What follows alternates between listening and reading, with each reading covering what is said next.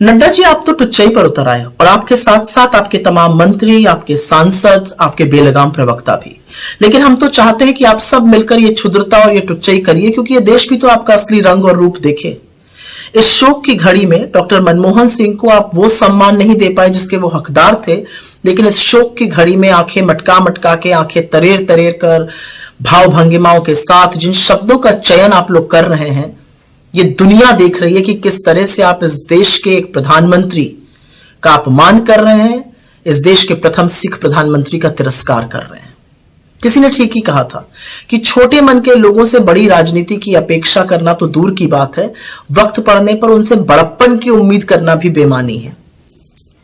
सरदार मनमोहन सिंह इस देश के सिर्फ प्रथम सिख प्रधानमंत्री नहीं थे, वो विश्व विख्यात के अर्थशास्त्री थे, उत्कृष्ट अर्थशास्त्री थे, शालीन व्यक्तित्व के धनी थे, एक परिपक्व राजनेता थे जिन्होंने देश का परचम दुनिया भर में लहराया। और ऐसे में निगम बोध घाट पर उनका अंतिम संस्कार करके, जहां पर किसी भी पूर्व प्रधानमंत्री का अंतिम संस्कार नहीं हुआ, इंक्लूडिंग अटल जी का, जिनका आपने स्मृति स्थल पर अंतिम संस्कार किया और वहीं पर उनका स्मारक बना, ये करके आपने दिखा दिया कि इस देश के प्रथम सिख प्रधानमंत्री के लिए आपके मन में तनिक भर भी, रत्ती भर भी इज्जत और सम्मान नहीं है। कुछ बातें हैं जो हम लोग कहना नहीं चाहते थे, लेकिन आपने कोई चारा नहीं छोड़ा है और कहनी पड़ेंगी, और क्योंकि छेड़ दिया है तो सुनिए इस बात को, और ये देश को भी समझ में आनी चाहिए। डीडी न्यूज ने डॉक्टर साहब के अंतिम संस्कार का लाइव प्रसारण तब शुरू किया जब नरेंद्र मोदी निगमबोध घाट पहुंच गए। प्रथम पंक्ति में नरेंद्र मोदी, अमित शाह, राजनाथ सिंह, किरण रिजिजू, ओम बिरला, महामहिम राष्ट्रपति द्रौपदी मुर्मू जी, वाइस प्रेसिडेंट धनखड़ जी, सब लोग बैठे थे।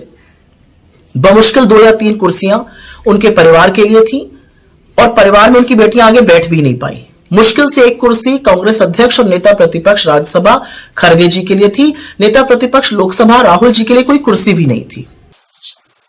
नमस्कार साथियों, मैं आपका दोस्त अशफाक अहमद और आप देख रहे हैं देशभक्त चैनल। ये डॉक्टर मनमोहन सिंह का जिस तरीके से तिरस्कार किया गया मरने के बाद भी, तो भाजपा के द्वारा, तो ये बहुत ही गौर करने लायक था। और बड़े शर्म की बात कि जिस मनमोहन सिंह को पूरी दुनिया याद कर रही थी, आपने देखा होगा कि पूरी दुनिया के मीडिया किस तरीके से डॉक्टर मनमोहन सिंह के बारे में लेख लिख रही थी। और यहाँ पर क्या हो रहा था, तो उनको जो राजघाट है, जहां पर जो प्रधानमंत्रियों का शव दाह किया जाता है ना, उनको वहां पर नहीं दिया गया जाता, उनको निगम बोध घाट पर आखिरी वक्त जो उनका जो पार्थिव शरीर को जलाया गया, जो कि नहीं होना चाहिए था, क्योंकि उनको सम्मान मिलना चाहिए था। आखिर 10 साल प्रधानमंत्री रहे देश के, और उससे बड़ी बात, उन्होंने जो देश के लिए नाम कमाया, वो बहुत बड़ी बात है, सबके बस की बात नहीं है। बहुत ही कम लोग ऐसा अचीव कर पाते हैं, है ना। तो उनके साथ में जो ये तिरस्कार किया गया, वो बड़ी शर्मनाक बात है। और उसके बाद अलावा जब उनका पार्थिव शरीर लेके जाया जा रहा था, तो दूरदर्शन दिखाई नहीं रहा था, गोदी मीडिया भी नहीं दिखा रही थी, ये भी आपने देखा। और वो तभी जब मीडिया आया जब मोदी जी वहां पर आए, और पूरा फोकस ही मोदी जी पर था। और ये तो पूरा दिखा दिया कि बीजेपी का चरित्र कैसा है। और इसके अलावा जो इनका बयान आ रहा था, जो भाजपा के लोगों का, ये बड़ी शर्मनाक। और जीते ही मनमोहन सिंह के साथ में क्या किया, ये भी आपको पता है। जब मोदी जी प्रधानमंत्री बने तो बोले कि डॉक्टर साहब तो रेल कोट पहन के लाते थे, इसीलिए जो भ्रष्टाचार के जो धब्बे लगे थे वो इनके ऊपर में बिल्कुल नहीं लगे। ऐसी गंदी बात क्या है, तो वो भी संसद में। इसके अलावा हमेशा से टारगेट करते थे मनमोहन सिंह को, और जब मनमोहन सिंह प्रधानमंत्री थे तो उनके खिलाफ किस तरीके से झूठा प्रोपेगेंडा चलाया जा रहा है जबरदस्त तरीके से। तो वो अन्ना हजारे का मूवमेंट आप याद कीजिए, और गोदी मीडिया का उस समय जो रवैया था वो याद कीजिए।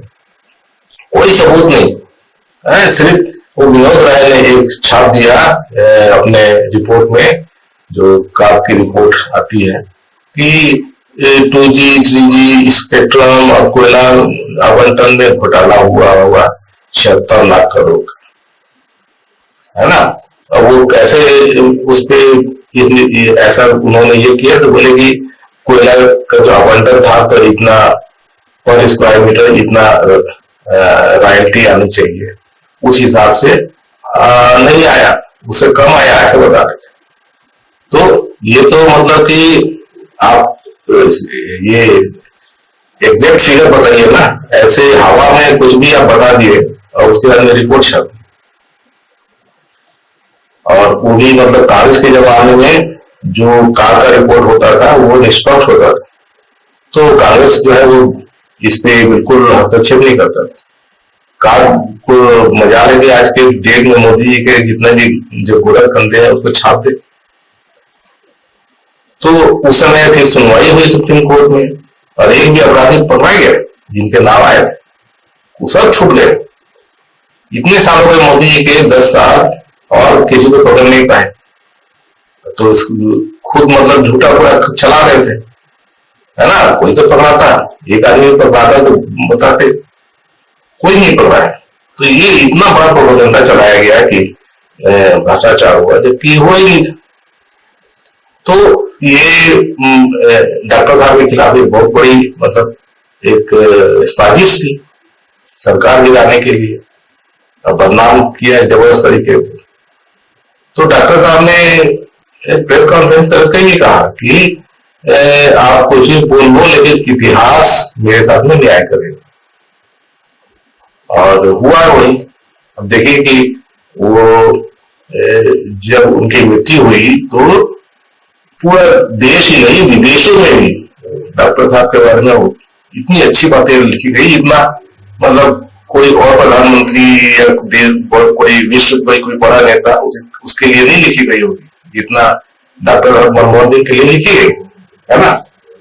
तो ये हकीकत जो है वो सामने आ जाती है, और फिर ये इनका जो नंगापन है इस तरीके से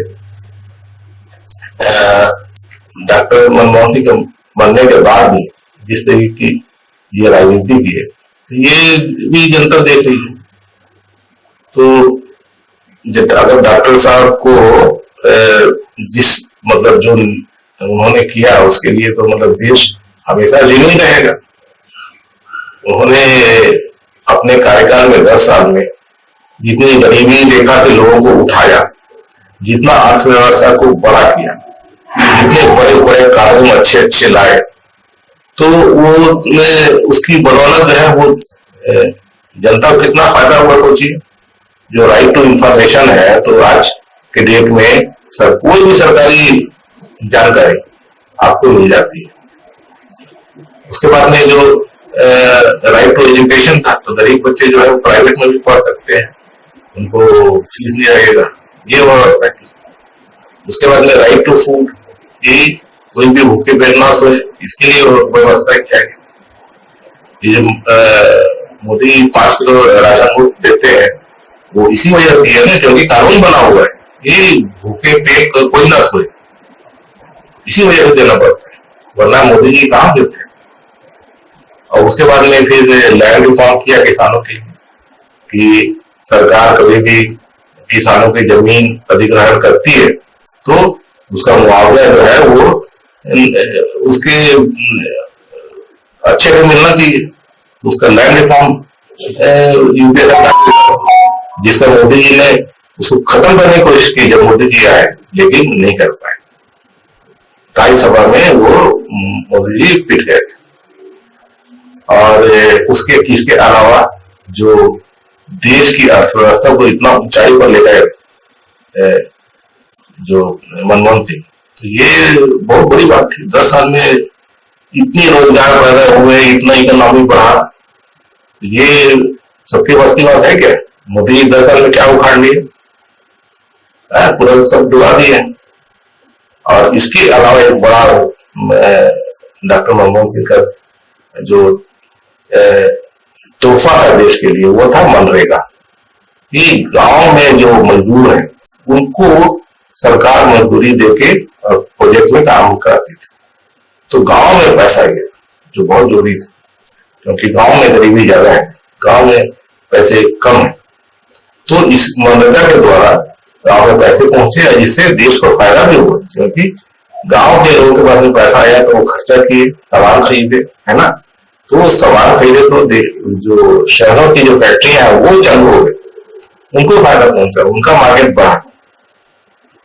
तो ये बड़ी बड़ी चीजें डॉक्टर साहब अपने जीवन काल में करके जाए और जो भुलाए नहीं जा सकते। इनका उनका कंट्रीब्यूशन जो है वो कभी कम नहीं हो सकता है।